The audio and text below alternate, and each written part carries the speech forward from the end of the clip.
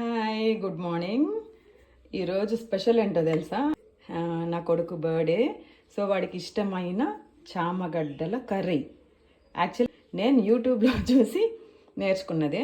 So నేను ఇప్పుడు అన్నీ రెడీ చేసేసుకున్నాను అనమాట. నా యూట్యూబ్ వంట ఎలా ఉంటుందంటే ఇలాగ ఉంటుంది అనమాట. నా వెంటనే అన్నీ కట్ చేసుకోలేము కాబట్టి చూస్తూ చూస్తూ ఆవాలు, జీలకర్ర, ఉద్దిబ్యాళ్ళు, శనగబ్యాళ్ళు, మెంతులు, ఎండుమిర్చి, తెల్లగడ్డలు, పచ్చిమిర్చి, కరివేపాకు, ఆనియన్, టమాటో. నెక్స్ట్ ఇక్కడ నుంచి ఈ లైన్కి అనమాట సాల్ట్ అండ్ టర్మరిక్. ఇది వచ్చి చిల్లీ పౌడరు.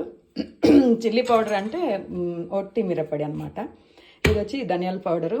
ఇది వచ్చి మిరియాలు మనం మిక్సీకి వేసుకోవాలి కొద్దిగా, హాఫ్ టీ స్పూను.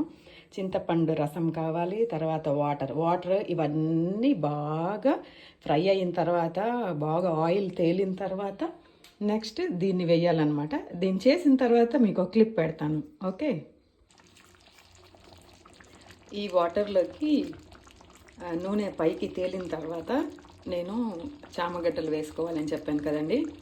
ఈ చామగడ్డలు వేసుకునే ముందు ఆ వాటర్ని టేస్ట్ చూడండి. మీకు ఉప్పు, మిరప్పొడి అవన్నీ సరిపోయింది అనుకుంటే ఓకే, వేసేసేయండి ఈ చామగడ్డల్ని. లేదు అంటే అడ్జస్ట్ చేసుకునేసి ఈ చామ దుంపలు అంటారు, చామ గడ్డలు అంటారు.